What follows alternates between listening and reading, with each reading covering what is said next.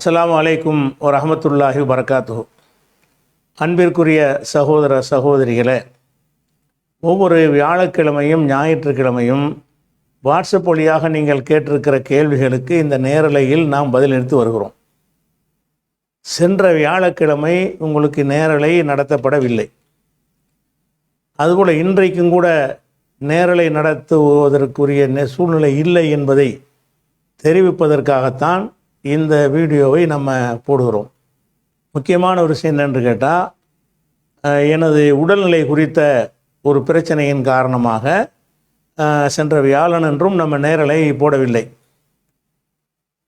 இன்றைக்கு நேரலையில் கேள்வி பதில் சொல்லலாம் என்று திட்டத்தோடு இருக்கும் பொழுது தான் அதற்கும் இயலாத ஒரு சூழ்நிலை ஏற்பட்டுவிட்டது. அதனால் அதனுடைய விவரத்தை உங்களுக்கு சொல்லிவிட வேண்டும். ஏன்னா சென்ற இடத்துல எல்லாம் கேட்டார்கள், திருச்சிக்கு செல்லும் பொழுதெல்லாம் உடல்நிலையை பற்றி ரொம்ப விசாரித்த காரணத்தினால் அது குறித்த ஒரு தகவலை பதிவு செய்துவிட்டு செய்திக்கு வர்றேன். சென்ற ஞாயிற்றுக்கிழமை காலையில் ஒரு 6 மணியில் இருந்து சாயந்தரம் வரைக்கும் இருமலில் ரத்தமாக வர ஆரம்பித்தது. ரத்தம் கலந்து சளி கூட வரல, ரத்தமாகவே வர ஆரம்பித்தது. அது என்ன பிரச்சனை என்று குடும்பத்தாரெலாம் பயந்து என்ன செஞ்சாங்கன்னா, மருத்துவமனையில் கொண்டு போய் அட்மிட் பண்ணியாச்சு. மருத்துவர்கள் அட்மிட் பண்ணி தான் பார்க்கணும் என்று சொன்னார்கள். பலவித சோதனைகள் செய்து பார்த்த பொழுது நுரையீரலில் ஒரு புண்ணு ஏற்பட்டு அதிலிருந்து ரத்தம் கசிந்து கொண்டே இருக்கிறது, அதுதான் உங்களுக்கு வெளிப்பட்டு கொண்டு இருக்கிறது என்று பல சோதனைகள் பண்ணாங்க, பல ஸ்கேன் பண்ணாங்க. அதில் நுரையீரலில் இரத்த கசிவு ஏற்பட்டு அதுதான் இப்படி வந்து கொண்டிருக்கிறது என்று சொன்னார்கள். மருத்துவமனையில் சேர்க்கப்பட்டு ஒரு மறுநாளும் அதுபோல் இரத்தமாக வந்தது. 2வது நாளில் அந்த இரத்த கசிவு நின்று விட்டது. நிறைய ஆன்டிபயோட்டிக் ஊசியெல்லாம் போட்டார்கள், அது நின்று விட்டது. அது முழுமையாக அது குணமடைந்து விட்டது என்று நினைத்து தான் நம்ம டிஸ்சார்ஜ் வாங்கி கொண்டு முத்துப்பேட்டையில் நடக்கிற பள்ளிவாசல் திறப்பு விழாவுக்காகவும் திருச்சியில் ஆலிமாக்கள் பட்டமளிப்புக்காகவும் நம்ம புறப்பட்டு போய்விட்டு வந்தோம். உங்களுக்கெல்லாம் தெரியும். அந்த அன்றைய ஆலிமாக்கள் நிகழ்ச்சியில் கலந்து விட்டு சென்னைக்கு வந்த உடனே முன்பு போலவே அந்த இருமலோடு ரத்தம் வர ஆரம்பித்து விட்டது. அந்த அளவுக்கு இல்லை, அதில் ஒரு பாதி அளவுக்கு ரத்தம் வர ஆரம்பித்த உடனே அப்போ இந்த இன்னும் புண்ணு சரியாக ஆறவில்லை, நம்ம திரும்ப திரும்ப பேசுகிற காரணத்தினால் அது அதிகரிக்கிறது என்று உணர்ந்து என்ன செஞ்சிட்டோம்னு கேட்டால் இந்த நேரலை நிறுத்த சொன்னார்கள். அது சரிதான், நிறுத்துவதை நம்மளை அறிவித்து விடுவோம் என்பதற்குத்தான் இன்றைக்கு நேரலை இல்லை. உங்களுக்கு எதனால் இல்லை என்று சொன்னால், இந்த ரத்தம் வர்ற ஒரு காரணத்தினால தான் இல்லை. மற்றபடி உடல்நிலைக்கு எந்த பாதிப்பும் இல்லை. இந்த ரத்தம் வர்ற காரணத்தினால எனக்கு ஒரு வேதனையோ உள்ள ஒரு பிரச்சனை இருக்கிற மாதிரி தெரியலை. ரத்தம் வர்றது மட்டும்தான் தெரியுதே தவிர அதில் ஒரு வலியோ வேதனையோ எதுவுமே கிடையாது. மற்றபடி எல்லா விதமான இயக்கங்களுக்குமே எந்த பாதிப்பும் இல்லை. எப்பவும் போல தான் செயல்பட்டு கொண்டிருக்கிறேன்.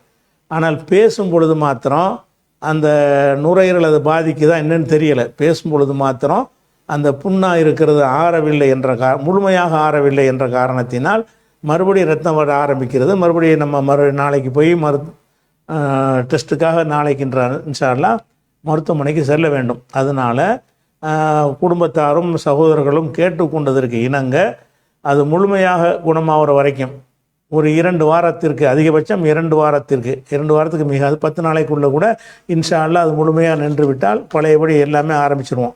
அப்போ அந்த ஒரு 15 நாளைக்கு நேரலையை நிறுத்துமாறு, நேரலை மாத்திரமில்லை பேசுவதையே நிறுத்துமாறு அனைவரும் கேட்டுக்கொண்ட அடிப்படையில் தான் இன்றைக்கு நேரலை செய்ய முடியவில்லை என்பதை உங்களுக்கு ஒரு தகவலாக தெரிவித்துக் கொள்கிறோம்.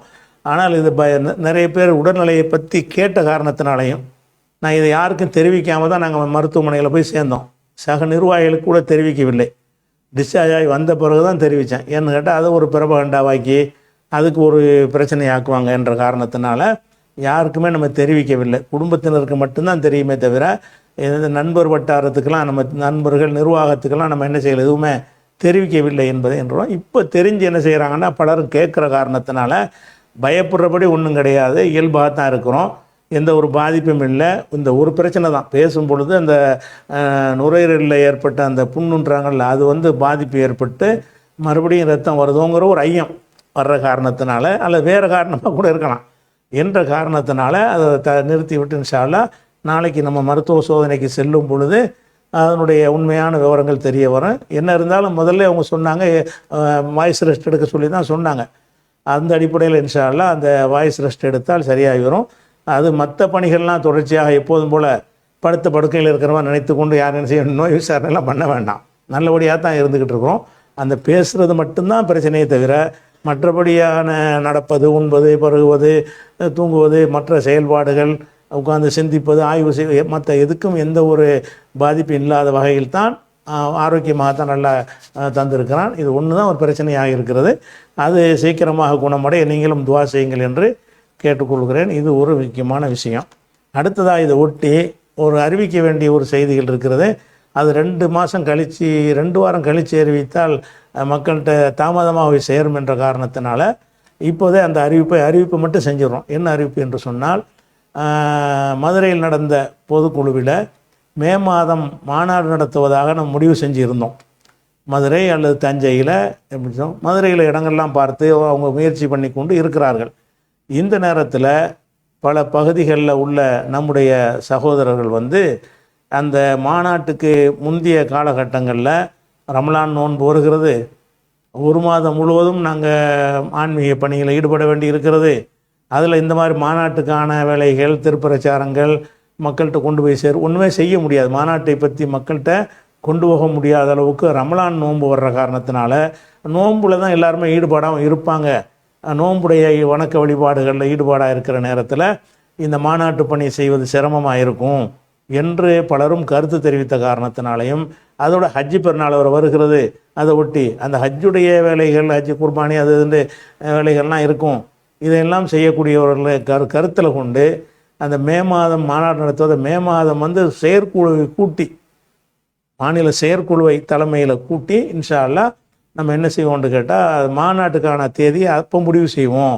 இப்போதைக்கு அந்த தேதி இல்லை, மே மாதம்னு சொன்ன அந்த மாதம் வந்து நடத்துகிற ஒரு திட்டம் இப்போதைக்கு இல்லை என்பது எதற்காக இல்லை என்று சொன்னால், அந்த நோன்பும் ஹஜ்ஜு பெருநாள் வர்ற காரணத்தினால் நம்ம சகோதரர்களை நம்ம வணக்க வழிபாடுகளுடைய செயல்பாடுகளை பாதிக்கும் என்று கோரிக்கை வைத்த அடிப்படையில் சென்ற நிர்வாக குழுவில் கூடி அதனை செஞ்சாங்க. முடிவெடுத்து இந்த ஞாயிறு நேரலையில் அறிவிக்க வேண்டும் என்று சொல்லி இருந்தார்கள். அதனால் தான் நானே வந்து அறிவிக்க வேண்டிய ஒரு நிலைமையாக இருக்கிறது. அதுக்கடுத்து இன்னும் ஒரு அறிவிப்பை ஒன்று செஞ்சுக்கிறோம். என்னென்னு கேட்டால், இப்போ நம்ம ஒவ்வொரு வாரமும் 2 மணி நேரம், இப்போ கொஞ்ச நாளாக இப்போ 4 மணி நேரம் வியாழன் நடத்துகிற காரணத்தினால, இது போக வெளிநாட்டில் உள்ளவர்களுடைய நேரலைகளும் வேறு இருக்குது.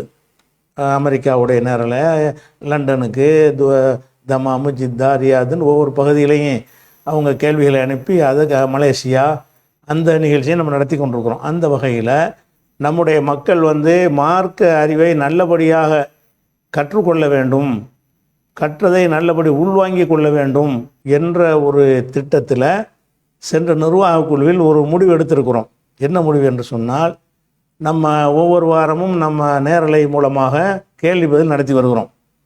இந்த கேள்விகள் எல்லாமே பெரும்பாலும் மார்க்க அடிப்படையிலானது தான். மற்ற விஷயங்களை பெரும்பாலும் நம்ம குறைச்சிக்கிட்டோம். இந்த மார்க் அடிப்படையிலான கேள்விகள் எல்லாம் வந்து ஒவ்வொருவரும் அறிந்து வைத்திருக்கக்கூடிய கேள்விகளாக இருக்கிறது. ஆனால் அதில் ஆர்வமற்றவர்களாக இருக்கிறார்கள் என்ற காரணத்தினால 2 ஆண்டுகளுடைய கேள்விகளை எடுத்துக்கொள்கிறோம். 2 ஆண்டு கேள்வி எதுன்னு கேட்டால், 2023ஆம் ஆண்டு முழுசும், அது மாதிரி 2024ஆம் ஆண்டு முழுசும், 25 தானே வந்திருக்கு, இதை விட்டுருங்க. 2023, 2024 இந்த 2 வருடங்களில் நம்ம என்னென்ன கேள்விகளுக்கெல்லாம் இந்த நேரலையில் பதில் சொல்லியிருக்கிறோமோ அந்த பதில்களை நீங்கள் கிரகித்து கொண்டு, உன்னிப்பாக கவனித்து, நோட்ஸ் எடுத்துக்கொண்டு, நன்கு மனசில் ஒரு மாணவரை போல நீங்கள் படித்து மனசில் ஏற்றி கொண்ட பிறகு உங்களுக்காக ஒரு எழுத்து மூலமான ஒரு பரீட்சை வைக்கப்படும். அது எப்போன்னு கேட்டால், அடுத்த ஜனவரி முதல் வாரம், முதல் ஞாயிறு, அடுத்த ஜனவரியில் வந்து அடுத்த வருஷம் 2026 உங்களுக்கு ஜனவரி மாதம் முதல் ஞாயிற்றுக்கிழமைக்கு வந்து அதுக்கு பரீட்சை வச்சுருக்குறோம், எழுத்து தேர்வு. இந்த தேர்வில் நல்ல முறையில் எல்லாம் மார்க்கு கேள்வி தான். இந்த தேர்வுக்காக இல்லாட்டா கூட மார்க்கத்தை அறிந்து கொள்வதற்காக நீங்கள் பாடுபட்டதற்கு மறுமையில் நிச்சயமாக கூடியிருக்கிறது இந்த பரிசில் தேராட்டானம். அப்போ அந்த மாதிரி வகையில் என்ன செய்கிறோம்னு கேட்டால், நல்ல முறையில் தேர்வு செஞ்ச முதல் பரிசு வாங்கக்கூடியவருக்கு ஒரு 25,000 ரூபாய்களும், இரண்டாம் பரிசு வாங்கக்கூடியவருக்கு ஒரு 15,000 ரூபாய்களும், மூன்றாம் பரிசு வாங்கக்கூடியவர்களுக்கு 10,000 ரூபாய்களும் ஆக 3 பரிசுகளும், மேலும் 10 பேருக்கு தலா 5,000 ரூபாய்கள் வீதமாக வழங்குவது, மொத்தம் 1 லட்ச ரூபா வரும் என்ற அளவுக்குரிய அந்த பரிசு தொகை வழங்குவதாக அறிவித்திருக்கிறோம். இந்த பரிசு தொகையோட இவர்களுக்கும் அந்த பரீட்சையில் தேறிய அனைவருக்கும் ஒரு சர்டிஃபிகேட், ஒரு சான்றிதழ், அவங்க கல்வியை கற்றிருக்கிறாங்க என்பதற்கு அவங்க என்ன செஞ்சுருக்கிறாங்களோ அதுக்கு தகுந்தவாறு ஒரு சான்றிதழும் இன்ஷா அல்லாஹ் வழங்கப்படுவோம். இதில் ஆண்கள், பெண்கள், வயசானவங்க, நடுத்தரமானவங்க, நம்ம இயக்கத்தில் உள்ளவங்க, நம்ம இயக்கத்தில் இல்லாதவங்க யாரும் கலந்து கொள்ளலாம். இதுக்கு இந்த ஜமாத்தில் உள்ளவங்க தான் கலந்து கொள்ளணும்னு எந்த ஒரு கண்டிஷனும் இல்லை. சுன்ன ஜமாத் ஆட்களாக இருந்தாலும் இதில் என்ன செய்யலாம், அந்த கேள்வியை கேட்போம். அந்த கேள்விக்கு நீங்கள் சரியான பதிலை சொல்லணும். அந்த கேள்விக்கு ஒரு பதிலை எல்லாமே ஆதாரத்தோடு சொல்லியிருக்கிறோம். அதை கிரகித்து கொண்டு சொல்கிற ஒரு வேலை தான். இப்படி கிரகித்து அதை நோட்டில் நீங்கள் குறிப்பெடுத்து கொண்டு வருவதன் மூலமாக உங்களுடைய மார்க்க அறிவும் வளரும். ரெண்டாவது இந்த இதில் கலந்து கொள்வதன் மூலமாக உங்களுடைய தேடலும் அதிகரிக்கும் என்ற ஒரு காரணத்திற்கு இதை செஞ்சுருக்கிறோம். இன்ஷா அல்லாஹ் அதையும் ஒரு அறிவிப்பாக உங்களுக்கு மாநில நிர்வாகத்தின் சார்பாக செய்ய சொல்லியிருக்கிறார்கள். இந்த 2 அறிவிப்பு தான். அதனால் இந்த ஞாயிறு நேரலை முடிஞ்சிச்சு, அவ்வளோதான். நேரலைங்கிறது ஏன்னா அதிகம் பேசினால் மறுபடியும் அந்த ரத்தம் வர ஆரம்பிச்சிடும் என்ற ஒரு காரணத்தினால சின்னதாக நானே அறிவித்து விடுகிறேன் என்று சொல்லி தான் இந்த அறிவிப்பில் உங்களுக்கு தெரிவித்துக் கொள்கிறேன். இன்ஷா அல்லாஹ் 10 நாளையிலேயோ அல்லது 15 நாட்களிலேயோ இன்ஷா அல்லாஹ் மருத்துவர்களுடைய அந்த ஆலோசனை பிரகாரம் உங்களுக்கு அடுத்த நேரலைக்கான தேதி அறிவிக்கப்படும் என்பதை தெரிவித்து முடித்துக் கொள்கிறேன். எனக்காக துவா செய்யுமாறு கேட்டுக்கொள்கிறேன். யார் இந்த விசாரிக்கிறது என்பதற்கு யாரும் என்ன செய்ய வேண்டியதில்லை, அதுக்குன்னு வர வேண்டியதில்லை. நல்லா தான் நார்மலாகத்தான் இருக்கிறேன். இந்த தொண்டையில் ஒரு பிரச்சனையை தவிர மற்றபடி எந்த ஒன்றும் கிடையாது. அதனால் நோய் விசாரிக்கிறது என்ற அடிப்படையில் நான் இயல்பாக எல்லா காரியங்களையும் எப்போதும் போல் செய்து கொண்டு தான் இருக்க போகிறேன். கேள்வி பதில் லைவ் இல்லாட்டாலும் அதுக்கு தேடுதலுக்குரிய நேரத்தை ஒதுக்கி தேடிக்கொண்டு தான் இருப்பேன். அதனால் பெரிய பயங்கரமான பாதிப்பு ஏற்பட்டது போலவெல்லாம் யாரும் எனக்கு அந்த மாதிரி கலங்கம் இல்லை, நீங்கள் யாரும் அது கலங்க தேவையும் இல்லை, அதுக்காக வேண்டி பெருசாகவும் மாட்டிக்கிற வேண்டியதில்லை. இந்த பிரச்சனை என்ன பேசுகிறதுக்கு முக்கியமாக தொண்டை தானே முக்கியம். அதுக்கு அந்த பிரச்சனையை சீராவதற்காக வேண்டி நீ அல்லாஹ்விடத்தில் துவா செய்யுமாறு கேட்டு நிறைவு செய்கிறேன். வாஹிரு தாவானா அனில் அல்ஹம்துலில்லாஹி ரப்பில் ஆலமீன். அஸ்ஸலாமு அலைக்கும்.